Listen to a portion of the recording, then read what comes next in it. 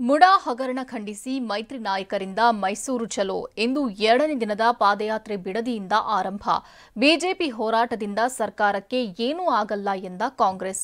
ಇದೆಲ್ಲವನ್ನ ನೋಡೋಣ ಪಾದಯಾತ್ರೆ ಫೈಟ್ ನ್ಯೂಸ್ ಟಾಪ್ 9 ನಲ್ಲಿ.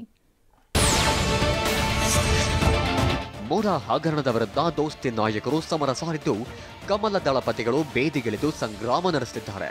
ಸಿಎಂ ಸಿದ್ದರಾಮಯ್ಯರನ್ನ ಕುರ್ಚಿಯಿಂದ ಕೆಳಗಿಳಿಸಲು ಪಣ ತೊಟ್ಟಿರೋ ಬಿಜೆಪಿ ಮತ್ತು ಜೆಡಿಎಸ್ ನಾಯಕರು ಪಾದಯಾತ್ರೆ ಮೂಲಕವೇ ಪಾಂಚಜನ್ಯ ಮೊಳಗಿಸಿದ್ದಾರೆ.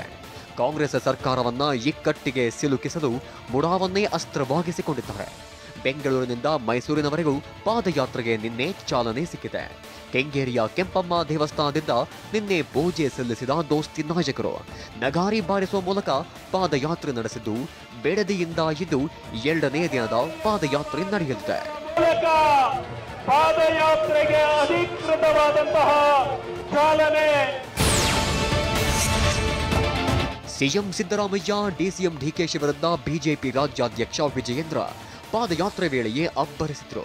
ಸಿದ್ದರಾಮಯ್ಯ ಮತ್ತು ಡಿಕೆ ಶಿವಕುಮಾರ್ಗೆ ಸವಾಲು ಹಾಕ್ತೇನೆ, ನಮ್ಮ ಪಾದಯಾತ್ರೆಯನ್ನ ಬೇಕಾದ್ರೆ ತಡೆಯಲಿ ನೋಡೋಣ ಎಂದು ಕಿಡಿಕಾರಿದ್ರು. ಭ್ರಷ್ಟಾಚಾರಕ್ಕೆ ಮತ್ತೊಂದು ಹೆಸರು ಕಾಂಗ್ರೆಸ್ ಪಕ್ಷ.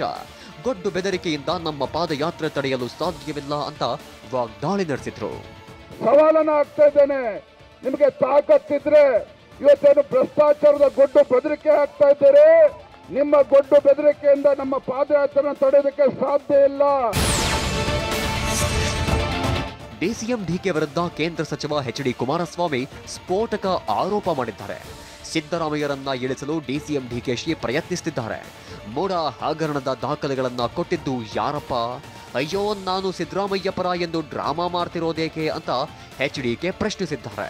ಸಿದ್ದರಾಮಯ್ಯವ್ರನ್ನ ಎಷ್ಟು ಬೇಗ ಇಳಿಸ್ತೀನಿ ಅಂತ ಹೇಳಿ ಎಲ್ಲ ರೀತಿ ದಾಖಲೆಗಳನ್ನ ಯಾರ್ಯಾರು ಹೇಳ್ಕೊಟ್ಟು ಎಲ್ಲೆಲ್ಲಿ ಏನೇನು ಮಾಡಿಸ್ಬೇಕು ಎಲ್ಲ ರೆಡಿ ಮಾಡಿಸ್ಕೊಂಡು ಅಯ್ಯೋ ನಾನು ಸಿದ್ದರಾಮಯ್ಯವ್ರ ಪರ, ಸಿದ್ದರಾಮಯ್ಯವ್ರ ನಾವು ಮುಟ್ಟಾಕ್ ಬಿಡಲ್ಲ. ಈ ಡ್ರಾಮಾ ಎಲ್ಲ ಯಾಕಪ್ಪ, ಇನ್ನೂ ಏನೇನು ನಾಟಕ ಆಡಬೇಕು ಅಂತ ಇದ್ದೀರಿ? ಸಿದ್ದರಾಮಯ್ಯ ಗೌರವಯುತವಾಗಿ ರಾಜೀನಾಮೆ ಕೊಟ್ಟು ನಿರ್ಗಮಿಸಬೇಕು ಅಂತ ಮಾಜಿ ಸಿಎಂ ಬಿಎಸ್ವೈ ಆಗ್ರಹ ಮಾಡಿದ್ರು. ಪಾದಯಾತ್ರೆ ಉದ್ಘಾಟನೆ ಸಮಾರಂಭದಲ್ಲಿ ಮಾತನಾಡಿದ ಬಿಎಸ್ವೈ, ಸಿಎಂ ಸಿದ್ದರಾಮಯ್ಯ ರಾಜೀನಾಮೆ ಕೊಟ್ಟು ಮನೆಗೆ ಹೋಗೋದು ನಿಶ್ಚಿತ ಅಂತ ವಿಶ್ವಾಸ ವ್ಯಕ್ತಪಡಿಸಿದ್ರು. ನನಗನ್ಸುತ್ತೆ ನಾವು ಮೈಸೂರು ತಲುಪೋದ್ರೊಳಗಾಗಿ ನನಗನ್ನ ಮುಖ್ಯಮಂತ್ರಿಗಳು ತಮ್ಮ ಸ್ಥಾನಕ್ಕೆ ರಾಜೀನಾಮೆ ಕೊಡಬೇಕು ಅಂತ ಒತ್ತಾಯ ಮಾಡ್ತೇನೆ.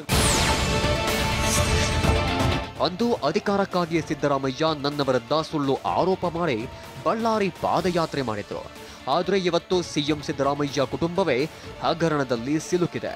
ಕರ್ಮ ರಿಟರ್ನ್ಸ್ ಆಗಿದೆ, ದೇವರು ಎಲ್ಲವನ್ನೂ ನೋಡಿರ್ತಾನೆ ಅಂತ ಬೆಂಗಳೂರಿನಲ್ಲಿ ಗಂಗಾವತಿ ಶಾಸಕ ಜನಾರ್ದನ ರೆಡ್ಡಿ ನೆನಪಿಸಿಕೊಂಡ್ರು. ವಿಧಿ ಅನ್ನೋದು ಹೀಗಿರುತ್ತೆ.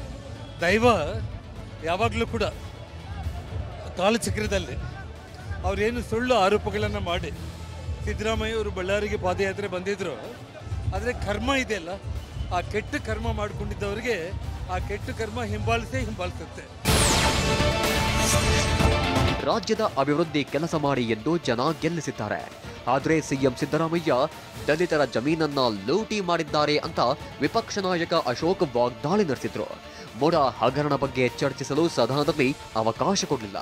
ಅದಕ್ಕಾಗಿ ಹಗರಣ ಬಗ್ಗೆ ಜನರ ಬಳಿಯೇ ತಿಳಿಸಿದ್ದೇವೆ ಅಂತ ಹೇಳಿದ್ರು. ಎಲ್ಲನೂ ಕೂಡ ಕಾಂಗ್ರೆಸ್ ಸರ್ಕಾರ ಲೂಟಿ ಸರ್ಕಾರ, ಇದನ್ನ ಜನಗಳಿಗೆ ತಿಳಿಸಬೇಕಾಗಿದೆ. ಅದಕ್ಕೋಸ್ಕರ ಪಾದಯಾತ್ರೆಯನ್ನ ಮಾಡ್ತಾ ಇದ್ದೀವಿ. ಪ್ರೀತಂ ಗೌಡಗೆ ಪಾದಯಾತ್ರೆ ಜವಾಬ್ದಾರಿ ಕೊಟ್ಟಿದ್ದಕ್ಕೆ ಎಚ್.ಡಿ. ಕುಮಾರಸ್ವಾಮಿ ಅಸಮಾಧಾನ ಹೊರಹಾಕಿದ್ರು. ಆದರೂ ಬಿಡದಿ ಬಳಿ ಪ್ರೀತಂ ಗೌಡ ಪಾದಯಾತ್ರೆಗೆ ಎಂಟ್ರಿ ಕೊಟ್ಟಿದ್ದಾರೆ. ವಿಜಯೇಂದ್ರ ಜೊತೆಗೆ ಪಾದಯಾತ್ರೆ ಮುಂದುವರೆಸಿದ್ದಾರೆ.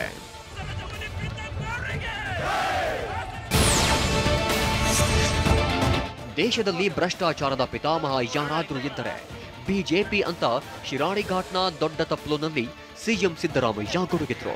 ಭ್ರಷ್ಟಾಚಾರದ ಬಗ್ಗೆ ಮಾತನಾಡಲು ಅವರಿಗೆ ನೈತಿಕತೆಯೇ ಇಲ್ಲ. ಎಚ್.ಡಿ.ಕೆ, ಅಶೋಕ್, ವಿಜಯೇಂದ್ರಗೆ ನೈತಿಕತೆ ಇಲ್ಲ.